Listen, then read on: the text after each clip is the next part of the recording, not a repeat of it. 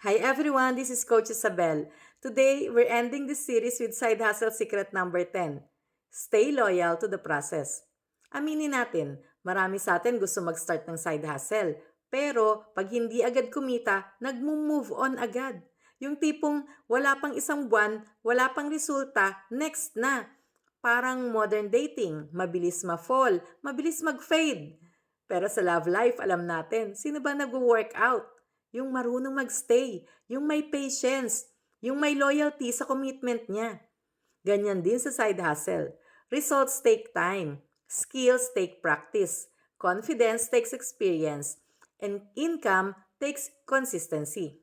Hindi ka pwedeng maging loyalty is my love language sa relasyon, pero trial lang pagdating sa goals. Kung ang future mo ang pinag-uusapan, dapat full commitment ka rin.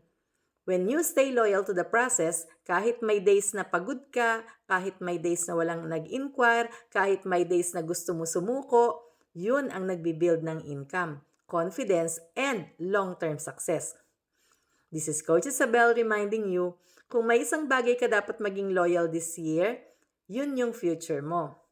Message me if you're ready to commit to your growth. Thank you!